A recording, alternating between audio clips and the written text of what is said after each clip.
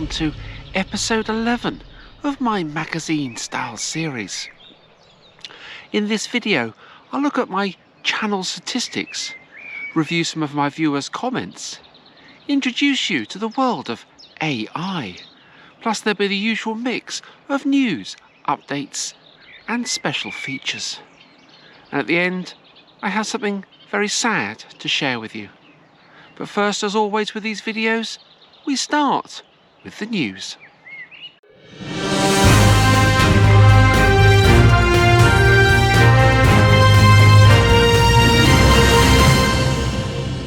And the big news is that I'm now celebrating 5 years of regular uploads to YouTube. And what a fantastic time I've had over the past 5 years. I currently have 1,850 subscribers, up from 1,605 6 months ago, which is an increase of 245. I've amassed a total of 218,464 views as of recording this video. It's up from 185,300 6 months ago, just over a 33,000 increase in views.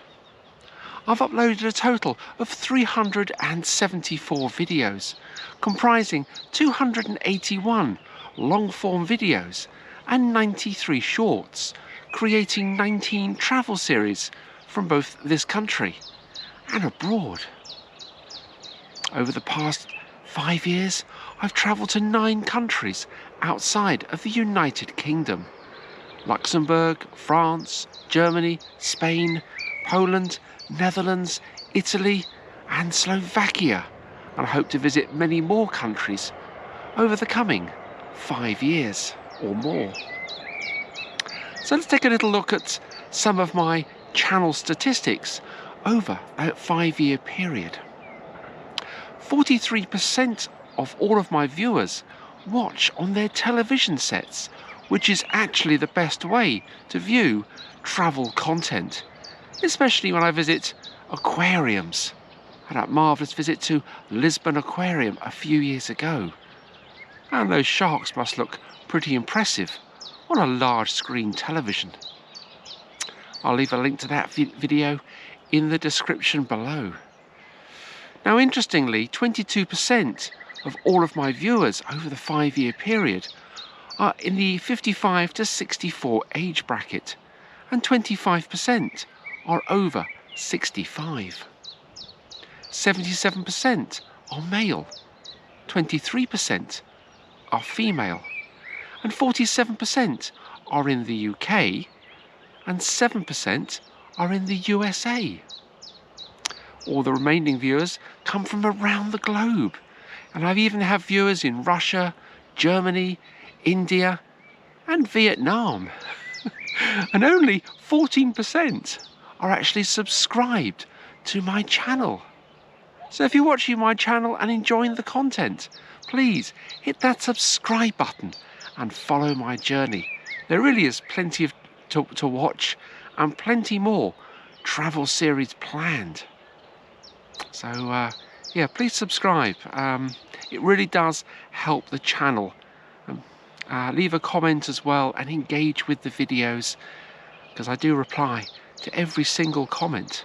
Well, I try to, allowing for time.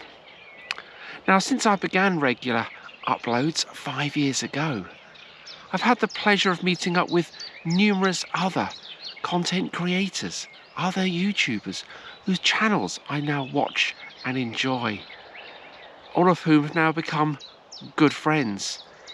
And it's been an absolute pleasure to have met every single one of you, and to watch your channels as well, and join your YouTube journey by commenting and liking your videos.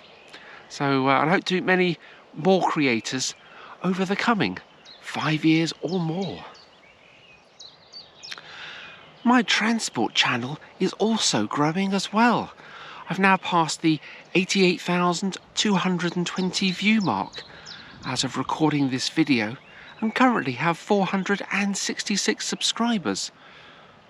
I'm now starting to create more videos for that channel, all transport related, including various transport challenges, airport challenges, travelling to an airport using numerous different forms of transportation.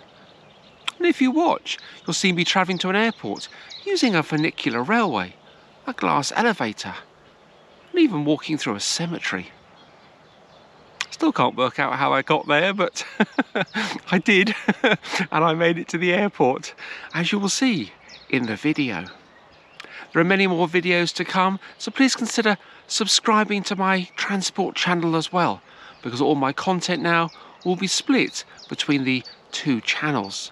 I'll be making dedicated videos for that transport channel, and also my general travels on public transport will also appear there, rather than what they have been doing is appearing on my travel channel, on this channel.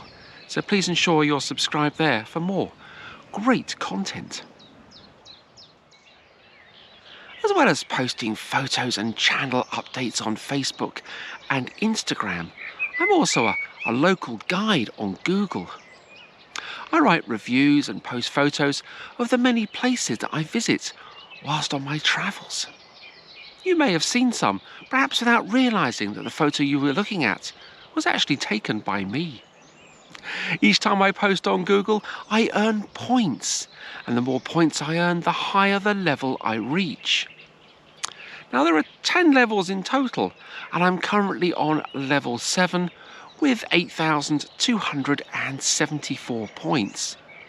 My goal at some point in the future is to reach level 10 with 100,000 points. Yeah, I've got a long way to go, but I do like the challenge and it's good fun as well. I don't earn any money from doing this, but as I say, I do get a lot of satisfaction from doing it and from helping others as well, who may review and read my comments. So I'll report back in a few years and see if I've reached level 10. I'm very grateful to everybody who has purchased a coffee for me over the past 5 years. And over the last 6 months since my last video, I'd like to say thank you to Clive Marchant, Judith West, Oliver Grennan, Rachel and Wills and Rebecca Charters, all of whom have purchased a coffee or more for me over the past 6 months. So it's great to travel with the support of others, and it's nice to stop for a coffee in some great locations. So thank you so much for your kindness and for supporting my channel. Did you know I'm also an author? I've written several books, and my latest book is about James Parnell, the Quaker preacher who died at Colchester Castle back in 1656. As you read his story, you'll discover just how he died, whereabouts in the castle he died, and the circumstances surrounding his death. And he died, aged 19 years old. My previous book was called Centuries of Change. It's about the history of an old church in Colchester, which is now Colchester's Arts Centre. It's a church of St Mary's at the Walls. And as you read the book, you'll discover about what happened to the church during the English Civil War in 1648, when the Parliamentarian forces opened fire with cannon on the church tower and sent it crashing to the ground. You read about the Reverend Irvine and his struggle to build a school in the parish. There's also links to a famous elephant. And as you read, you'll discover how I lost my trousers in a bell tower whilst doing some historical research. I won't say any more, but I'll let you read the chapter.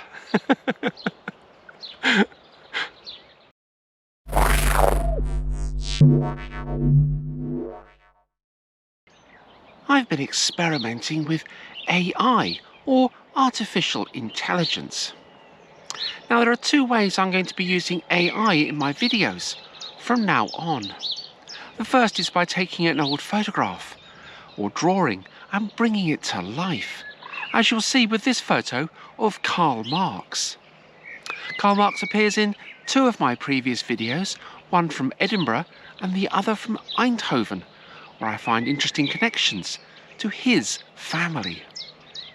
The second is from entering a short piece of descriptive text into an AI program in order to generate an image or video clip. The results are quite incredible, and I shall be using AI to recreate historical events and bring to life people from portraits, people who are no longer with us. I've already used AI in several videos, so look out for many more videos to come containing AI content.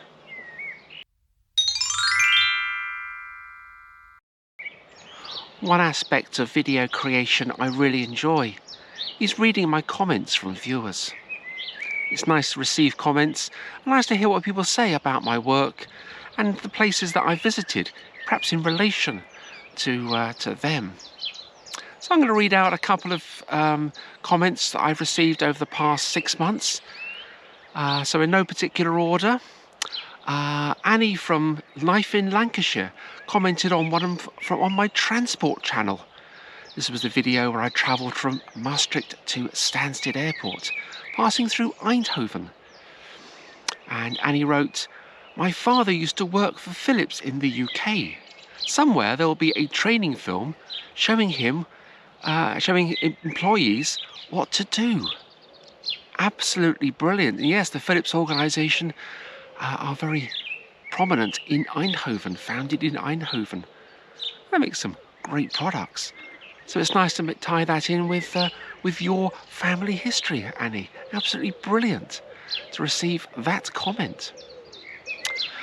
Juliet Williams commented upon my Luton video, which I made about a year ago. And Juliet wrote, This was great to watch, Alice. It doesn't look as bad as I thought. Quite nice in places." Actually, yes, Luton is quite nice in places, but Luton has also been recognised as the worst town in Britain. And there are some nice places there. But it's not the places in a town which make or break a town, it's the people. And sadly, with industry being run down, high unemployment, towns and cities and areas of towns and cities do decline. But Luton is picking itself up, so I doubt it'll remain Britain's worst town for much longer.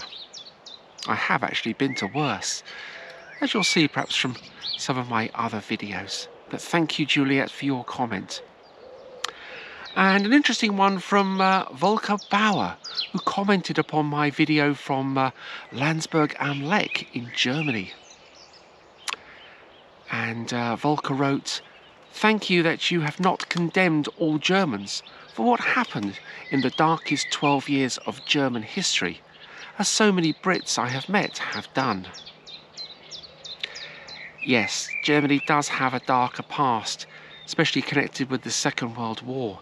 And my video from Landsberg am Lech visited a cemetery where many of the perpetrators of the Holocaust were buried, and many others who committed appalling atrocities during the Second World War. And we should never forget war and the people who suffered, not just the soldiers on both sides who died, but the nations as well.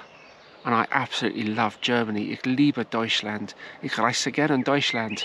And I have so many great friends in Germany, and I've been made so welcome in Germany on my travels that you would be hard pushed to hold anything against the German people.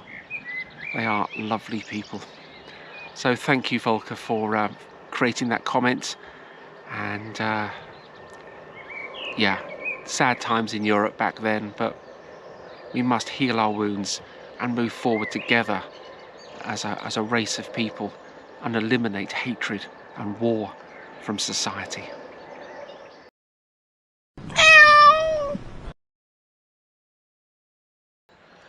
At the beginning of this video, I said that I would share something sad with you. Since episode 7 back in June of 2023 of this series, my cat Tico has contributed to these videos with a little section devoted to his news. I reported in my last video 6 months ago that he was unwell. Tico sadly passed away on the 4th of January 2025. He died in my arms. He had diabetes, osteoarthritis. He was losing weight, became very thin, losing his sight, and he could hardly walk. Having him put to sleep was the kindest thing to do, and it broke my heart. It really did. He was a rescue cat. He'd been with me for 12 years, and he was so loved, and he showed so much love to me as well. He wasn't just my pet, he was my friend and my companion. And in the last 12 months, his health declined, and he was cared for by the wonderful people, the wonderful vets at a company called Vets for Pets in Gypsy Road, Luton. They were just lovely, lovely people, so kind, so caring. He was in the best possible hands. The practice is located at the rear of the Pets at Home store. And after he died, oh dear, excuse me. After he died, I was walking through the store, visibly upset. And a kind lady came over and just gave me a hug. There's kindness in the world, there really is. But, you know, he's in a better place now. And his ashes are beside my bed, so he's back home. He's back home. Oh dear, sorry. As I end this video, I'm going to leave you with a little musical montage of the last 12 years of Tico's life. Thanks for watching.